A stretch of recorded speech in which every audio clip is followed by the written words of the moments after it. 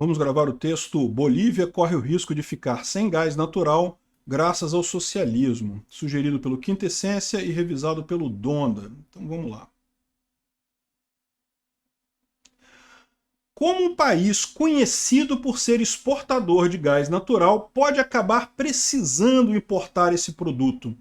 A resposta para essa pergunta, mais uma vez, é a culpa é do socialismo. Esse é o Visão Libertária, sua fonte de informações descentralizadas e distribuídas.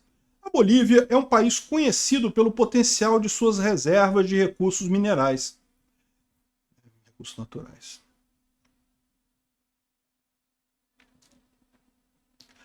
A Bolívia é um país conhecido pelo potencial de suas reservas de recursos naturais. Dentre esses recursos, o gás natural se destaca como um dos produtos de exportação mais fortes do país. De fato, a Bolívia é o 15º exportador, maior exportador. De fato, a Bolívia é o 15º maior exportador de gás natural do mundo, sendo o mais importante da América do Sul. A produção do país é tão abundante que hoje a demanda interna pelo gás natural utiliza apenas 30% de toda a oferta. O restante é direcionado para exportação. A Bolívia, inclusive, atende 25% da demanda brasileira pelo produto, o que faz do Brasil um de seus grandes parceiros comerciais. Embora a Venezuela tenha reservas de gás natural substancialmente maiores, a Bolívia possui a vantagem de estar mais próxima dos países que mais consomem esse produto no subcontinente, Brasil e Argentina. Como o transporte do gás natural se dá por meio de gasodutos, a proximidade do território boliviano com grandes centros consumidores brasileiros e argentinos se torna uma grande vantagem. Porém, esse cenário vem mudando de forma consistente nos últimos anos. De 2014 para cá, a produção de gás natural na Bolívia caiu 23,5%, fenômeno que se observa também na produção de petróleo. E não há qualquer perspectiva de melhora nesse sentido. Previsões apontam para uma queda brutal na produção de gás boliviano até 2030. Dos atuais 40 milhões de metros cúbicos por dia, a produção deve cair para 11, apenas 11 milhões até o fim dessa década. O resultado é que a Bolívia poderá deixar de ser um país exportador de gás natural para se tornar um importador do produto em menos de 10 anos. E isso se deve ao fato de que o acordo.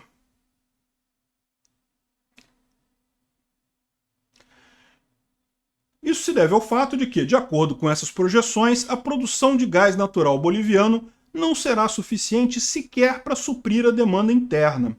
O governo boliviano tem feito tentativas de resolver essa situação, mas sem muito sucesso. Em 2021, a empresa estatal de exploração de gás natural previa a perfuração de 20 novos poços. Ao final daquele ano, porém, apenas 3 poços foram perfurados e todos eles estavam secos. Os especialistas apontam para questões fiscais da Bolívia como uma provável causa para a escassez de investimento externo na produção de gás no país. E como o governo não possui recursos para fazer seus próprios investimentos, o cenário não é nada animador.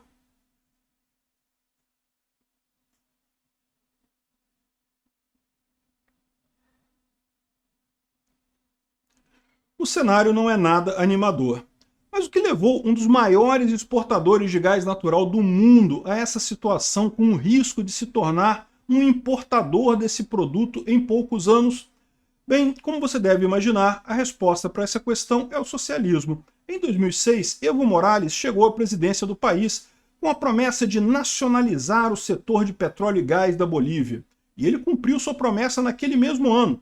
Todo o setor foi nacionalizado e as Forças Armadas bolivianas, inclusive, invadiram e ocuparam uma refinaria da Petrobras no país. Após negociações, a estatal brasileira foi indenizada em 112 milhões de dólares, uma merreca perto do valor real da refinaria, e muito menos do que havia sido gasto na compra da refinaria e nos investimentos posteriores. Essa situação, por sinal, teve a conivência do larápio de 9 dedos. A culpa do preço do gás aqui no Brasil também é dele. Parecia que... Eu empolguei e falei essa frase aí. Deixa eu corrigir essa frase que eu mesmo falei.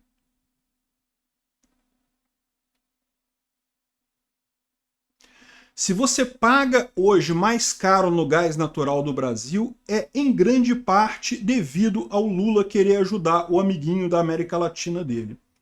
Parecia o cenário socialista perfeito, um governo popular que chegou ao poder por meio do voto e que agora tomava os recursos do povo da mão dos capitalistas malvadões e das multinacionais. Soa como aquele tipo de discurso esquerdista latino-americano sendo colocado em prática, não é mesmo?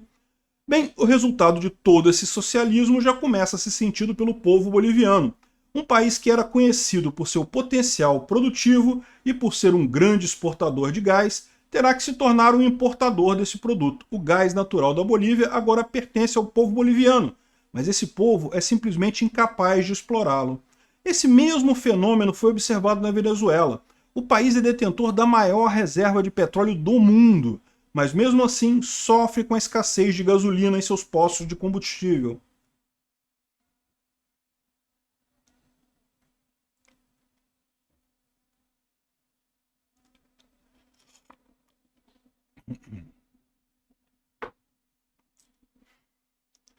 Mas mesmo assim sofre com a escassez de gasolina em seus postos de combustível.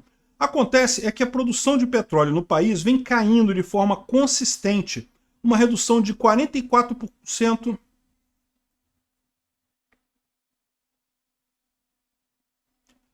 Uma redução de 44% entre 2012 e 2018. E quem causou essa queda na produção, como era de se esperar, foi o governo venezuelano. Em 2009, o então presidente da Venezuela, Evo Morales, estatizou 60 empresas especializadas em prestar serviço à indústria de petróleo no país. Na época, o finado ditador afirmou: "Isso se chama socialismo, isso vai permitir que todos nós nos libertemos da exploração capitalista." Agora, os venezuelanos pagam o preço desse socialismo. Governos intermediários.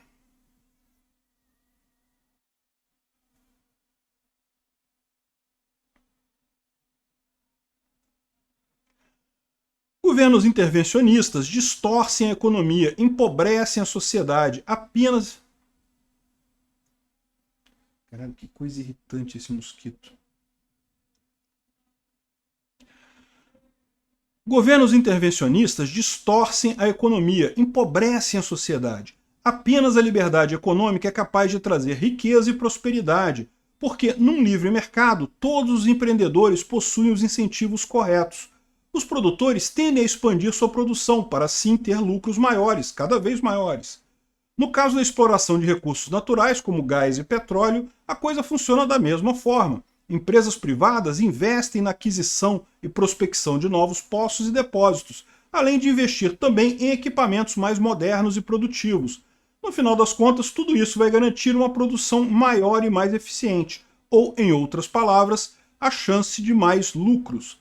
Enquanto houver demanda de mercado por determinado produto, os seus produtores irão investir para expandir seus negócios.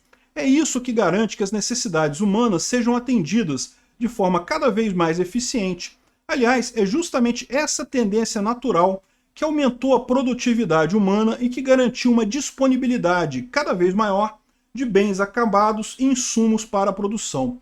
Quem se destaca em matéria de produtividade ganha mais dinheiro. A competição em um livre mercado resulta, portanto, em uma maior disponibilidade de produtos para o ser humano e em preços cada vez menores.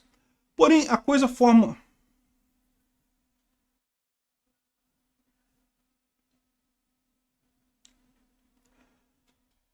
Porém, a coisa funciona de forma oposta em países que não respeitam a propriedade privada e os demais princípios do livre mercado. É como o caso da Bolívia e da Venezuela. Uma vez que os empreendedores não têm garantia de que poderão usufruir do lucro obtido com seus negócios, nem mesmo se terão suas propriedades roubadas pelo Estado ou não, os seus investimentos serão cada vez menores. Não faz sentido gastar uma quantidade substancial de recursos para desenvolver um negócio que será roubado pelo Estado quando começar a dar lucro. O resultado disso é o oposto do que vemos no livre mercado.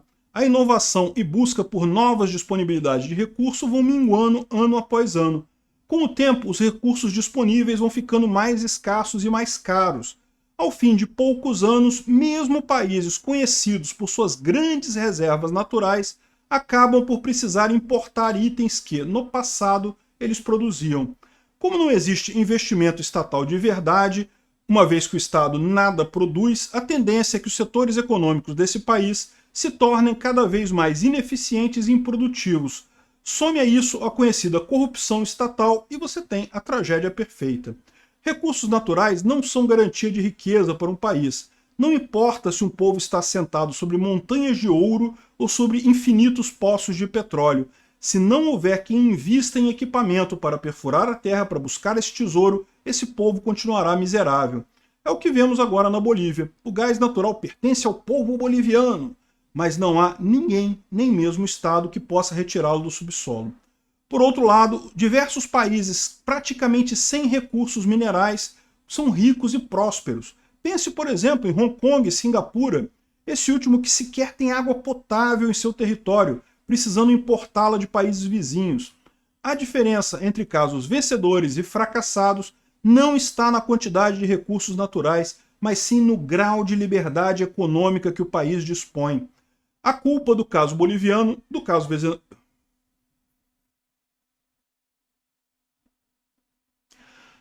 A culpa do caso boliviano, como é também do caso venezuelano.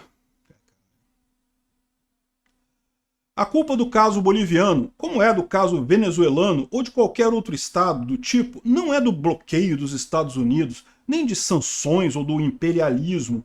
A culpa dessa situação é do socialismo, implementado por governos populistas em países ricos em recursos naturais que agora se tornam incapazes de explorá-los. A estatização, nome pomposo para roubo descarado, é a receita para o fracasso de um país, pois expulsa os investimentos e concentra a produção na mão do Estado, que é ineficiente por definição. O pior de tudo é saber que ainda tem gente que defende esse tipo de coisa por aqui, mesmo com tantos exemplos mal sucedidos que temos ao nosso redor. Obrigado por sua audiência. Esse artigo foi sugerido e escrito por Quintessência, revisado por Donda e narrado por mim, Peter Turguniev. Se você gostou desse vídeo, clique no ícone de curtir abaixo, compartilhe o vídeo em sua rede social. Se você deseja ser notificado de outros vídeos, clique em se inscrever e depois no ícone da campainha. Até a próxima!